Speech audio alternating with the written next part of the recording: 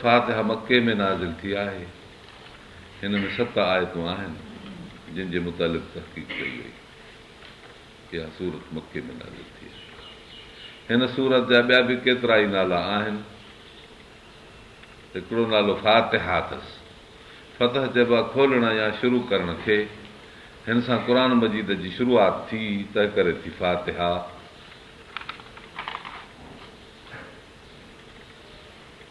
ॿियो नालो अथसि कंज़। सूरत फातिहा जो नालो आहे कंज़।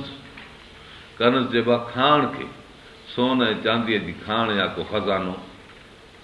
हे इल्म जे लिहाज़ खां फातिहा सूरत हिकिड़ो खज़ानो आहे इल्म जो। हिन में अॻियनि पोयनि जा अहवाल अची था वञनि। सारे क़ुर पाक जो ख़ुलासो हिन सूरत फातिहा में आहे। इन लिहाज़ खां हीअ खाण चइबी, खज़ानो चइबो, अणखुट। क़ुर पाक सारो अणखुट फैज़ रखंदड़ आहे। फातिहा सूरत क़ुर जे सभिनी मज़मूननि ते शामिल आहे। रब ताला जी हिकिड़ाई, रब ताला जी रहमत, रब ताला जा फ़ैसिला, रब ताला जी इबादत, अलाह खां मदद, रब जे तरफ़ां हिदायत, गुमराही खां बचाव, गुमराहनि जूं सज़ाऊं। क़ुर पाक में इन क़िस्म जा मज़मून आहिनि। फातिहा में इहे सभु अची था वञनि। टियों नालो हिन जो उमुल क़ुर आहे। क़ुर जे मज़मूननि जो मर्कज़। अरबी में चइबो आहे अहिड़ी शइ खे जेका मर्कज़ हुजे, जंहिंमें जामियत हुजे। रास दिमाग़ में ॼाल खे चइबो आहे। मर्कज़ खे कोठबो आहे। फ़ौज जे झंडे खे बि चवंदा आहिनि, छो त लश्कर उन ते गॾु थींदो आहे। उमुल क़ुर मके मुकरम जो नालो आहे। खानो काबो, हज, बैतुल्लाह जो उन्हनि ते माण्हू अची गॾिजनि था, जीअं मर्कज़ ते माण्हू गॾु आहिनि। माउ खे चइबो आहे जो ॿारनि जो उन ते आर हूंदो आहे, सभई ॿार उन सां चिंबड़ियल हूंदा आहिनि। मर्कज़ हूंदी आहे ॿारनि जो माउ, तंहिं करे चइबो आहे हुनखे।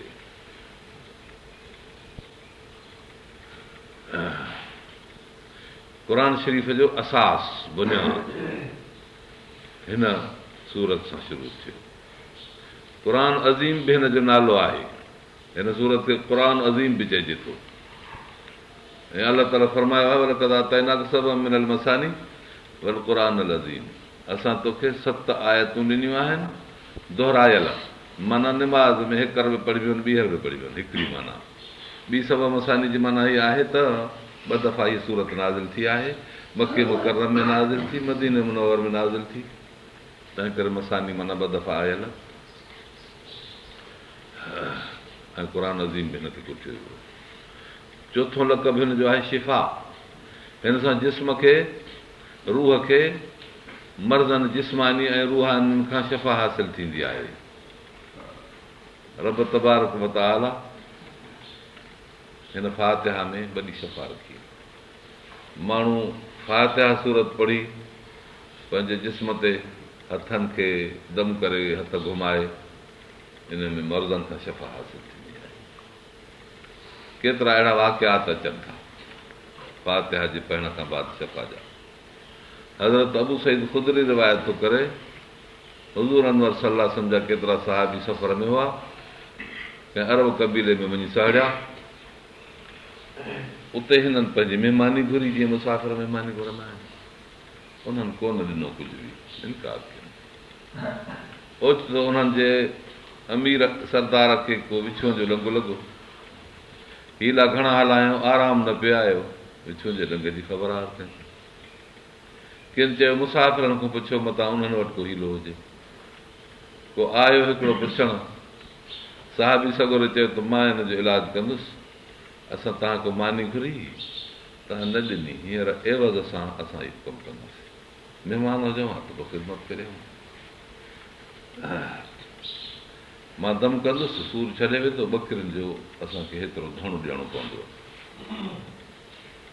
पोइ हुन बि इहा ॻाल्हि क़बूल कई। पोइ साहिबी सगोरो वियो, फातिहा सूरत पढ़ी, हुन ते दम कीअं सूर लही वियो। पोइ वलर वठी हेॾे आया। पाण वटि अची झलियऊं। साहब में तकवा ऐं तहारत एॾी हुई जो अहिड़ा बुखिया अहिड़ा तकलीफ़ वारा बि हुया, पर खीर चुको बि ॾुही न पीतऊं। चयूं हे असां वरितो आहे क़ुर पाक जे वज़ीफ़े करण जे एवज़ में, तंहिं करे इन मज़ा नफ़ो कोन वठिबो। आया रसूल सलाह सम्झनि वटि, चयोसीं असां फलाणे कबीले में वियासीं, उन्हनि असांखे महिरबानी न कई, हमरा दंगिजी पियो, पोइ शर्त सां त बाबा हेतिरो ॾींदव त पोइ असां दम कंदासीं। पोइ उहो असां कमु कयो, हुननि खे फ़ाइदो थिए, धड़ बकिरनि जो आंदो आहे, असां फ़ाइदो नथा वठूं, जाइज़ हुजे त सही रखूं न त मोटाए ॾियूं। फरमायो खिली हुननि खे त मुंहिंजो बि हिन में हिसो कयो। साहब ख़ुशि थिया। मतिलबु जो हीअ आहे त क़ुर पाक मझां हिकिड़ा फ़ाइदा असांजा जिस्मानी आहिनि, ॿिया आहिनि रूहानी फ़ाइदा। क़ुर पाक आख़िरत जे छोटकारे जे लाइ वॾी मुहिम थो रखे। दुनिया जे नफ़े लाइ बि क़ुर पाक में शफ़ाअत रखियलु आहे ऐं फ़ाइदो रखियलु आहे। पोइ जिस्मानी नफ़न हासिलु करण लाइ जेकॾहिं को माण्हू मुआवज़ो वठे, इलाज तौरु उनखे इस्तेमालु करे ऐं माण्हू खे फ़ाइदो थिए, इहो दवा जे तौर ते आहे, दवा जो एवज़ वठिबो आहे। क़ुर शरीफ़ जे रूहानी फैज़ या तालीम क़ुर जे लाइ आख़िरत जे नफ़े लाइ जेकॾहिं क़ुर पाक कंहिंखे ॾियणो आहे, पोइ उनजो एवज़ न वठिबो। हज़रत उमर फारूक रज़ी अलाह ताला अन्हु हिकिड़े शख़्स खे क़ुर शरीफ़ पढ़ायो, उन शागिर्द हज़रत खे हिकिड़ी कमान ॾियण जो इरादो कयो। हिन हज़ूर साईं खां पुछियो, साईं मूंखे फलाणो शागिर्द कमान ॾिए थो जेका जंग में कमु ईंदी आहे, तीर कमान। फरमायो त अजर ज़ायो करणो हुजे त पोइ कमान वठि, शागिर्दीअ जे सिले में थो ॾिए, तंहिं करे ऐं क़ुर पाक हुनखे थो सेखारियो आहे आख़िरत जे नफ़े लाइ। हितां सम्झ में आयो त रूहानी नफ़े लाइ क़ुर पाक खे इस्तेमालु करणु ऐं हुनजो एवज़ वठणु जाइज़ कोन्हे। हिते इहो फ़ाइदो जेको विछूअ जे ॾंग खां थियो हो, सो जिस्मानी फ़ाइदो हो, तंहिं करे इहो एवज़ वठणु साहब खे जाइज़ थियो। ॿिया रूहानी नफ़ा बि हिन सां थींदा आहिनि। हसद वेंदो आहे क़ुर पाक जे फातिहा पढ़ण सां, हिर्स वेंदो आहे, खूंड तकबुर वेंदो आहे, माण्हूअ जे जिस्म में ज़हन में मर्तबे जी तलब रखियलु हूंदी आहे त मूंखे इज़तूं माणिया दुनिया जूं, सोन जी तलब हूंदी आहे। फातिहा जे वज़ीफ़े पढ़ण सां अहिड़ा गंदा ख़्याल इंसान जे ज़हन मां निकिरंदा आहिनि। सुबुह जे सुनत ऐं फ़र्ज़ जे विच में जेकॾहिं को शख़्स 41 दफ़ा फातिहा पढ़े त जिस्मानी ऐं रूहानी मर्ज़नि खां निजात मिले।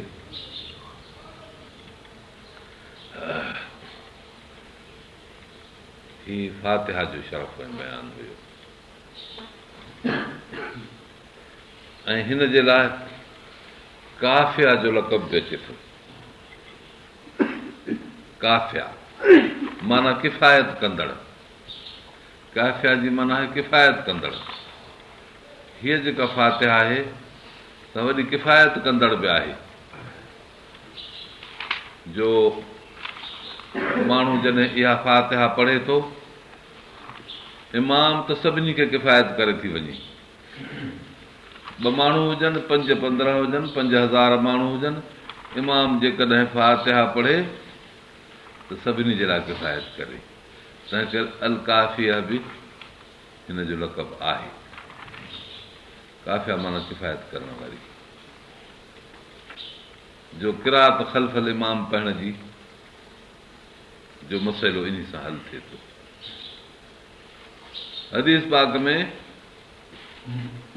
अहिड़ियूं रिवायतूं अचनि थियूं जिन मथां साबित थिए थो त इमाम जे पुठियां पढ़णु घुरिजे, पर तहक़ीक़ खां बाद इहा ॻाल्हि साबित थी आहे त इहो सारो मसइलो तालीम जे लाइ हुयो। जिन माण्हुनि खे फातिहा शरीफ़ न ईंदी हुई, क़ुर शरीफ़ जी तालीम माण्हू नबी अकरम सल्लल्लाहु अलैहि वसल्लम जे आम तरह क़िराअत मां वठंदा हुआ, क़ुर ॿुधंदा हुआ, उतां क़ुर सिखंदा हुआ, आहिस्ते आहिस्ते क़ुर ॿुधंदा विया, सिखंदा विया। नबी साईं जन बि सारो क़ुर शरीफ़ ईअं निमाज़ुनि में पढ़ी ॿुधायूं, ईअं पढ़ी ॿुधायूं। अहिड़ी तरह सां इहो मामिलो इहो।